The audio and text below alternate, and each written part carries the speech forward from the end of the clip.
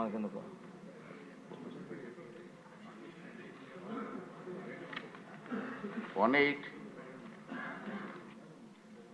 హోంశాఖ మంత్రి గారు. ధన్యవాదాలు అధ్యక్ష. మొదటి ప్రశ్నకి అవునండి, కొన్ని శాంతి భద్రతలు బందోబస్తు డ్యూటీల్లో రేంజ్ విఆర్ పోలీస్ ఇన్స్పెక్టర్ల సేవలను వారి నెలవారీ వేతనాలు భత్యాలను చెల్లించకుండా వినియోగించబడుతున్నది.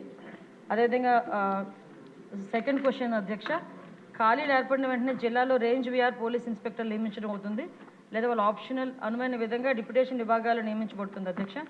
పోస్టింగ్స్ ఇచ్చిన వెంటనే వెయిటింగ్ వ్యవధిని క్రమబద్ధీకరించి వేతనాలు పొందడం అవుతుంది. కావున వెయిటింగ్ వ్యవధిలో ఇన్స్పెక్టర్లు ఇబ్బందులు ఎదుర్కొంటున్న విషయం వాస్తవమే. ఎందుకంటే వారు పోస్టింగ్స్ పొందిన తర్వాత వారు వేతనాలు అయితే పొందడం అవ్వాలి, కానీ లాస్ట్ 5 years కూడా వాళ్ళకి ఆ వేతనాలు ఇవ్వకుండా చాలా ఇబ్బందులు పెట్టిన పరిస్థితి కూడా వాస్తవం అధ్యక్ష. అదేవిధంగా మనకి థర్డ్ క్వశ్చన్కి అవునండి, 4 wheelers ఒక్కొక్కరికి కూడా ఒక్కొక్క నెలకి 120 లీటర్లు, 2 wheelersకి 25 లీటర్లు పెట్రోల్ అనేది ఇవ్వడం జరుగుతుంది, పెట్రోల్ డీజిల్ అనేది ఇవ్వడం జరుగుతుంది. ఇది సహజంగా సరిపోదు. కావున శాంతి భద్రతలు డ్యూటీలు, విఐపీ డ్యూటీలు వంటి క్షేత్రస్థాయి డ్యూటీలు నిర్వహించేటప్పుడు అధికారులు అనేక ఇబ్బందులు ఎదుర్కొంటున్న విషయం కూడా వాస్తవం అధ్యక్ష. దీనికి కూడా ఇప్పుడు నెలకి 300 లీటర్లు 2 wheelersకి అయితే 50 లీటర్లు చేయడానికి కూడా ఒక ప్రపోజల్ అయితే ఉంది. దాన్ని కూడా కార్యరూపంలో దారుస్తాం అధ్యక్ష.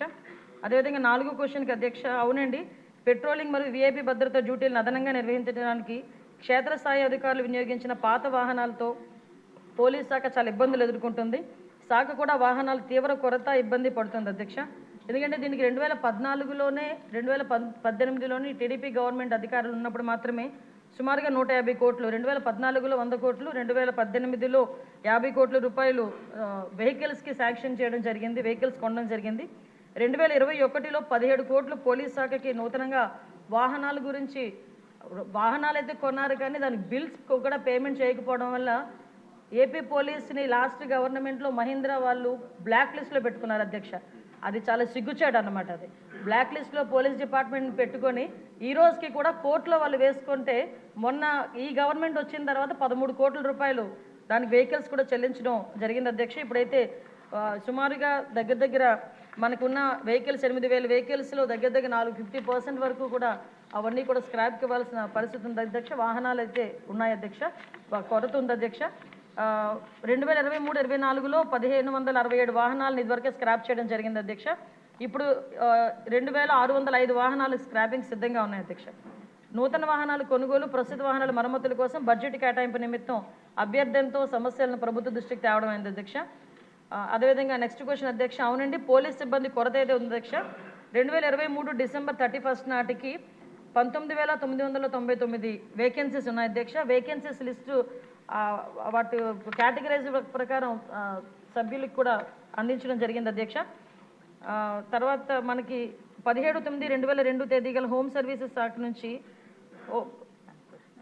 కొంతమందిని, అంటే తర్వాత క్వశ్చన్ అధ్యక్ష ఈ ప్రమోషన్స్ గురించి అడిగారు అధ్యక్ష.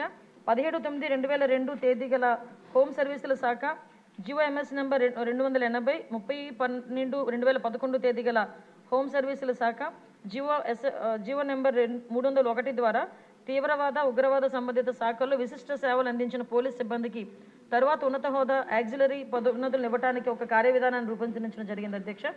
మార్గదర్శకాల ప్రకారం దిగువ పేర్కొన్న విధి విధానాలు నిర్వర్తించి అటు వ్యక్తులకు మాత్రమే యూనిట్ అధికారులు సిఫార్సు చేయాల్సి ఉంటుంది.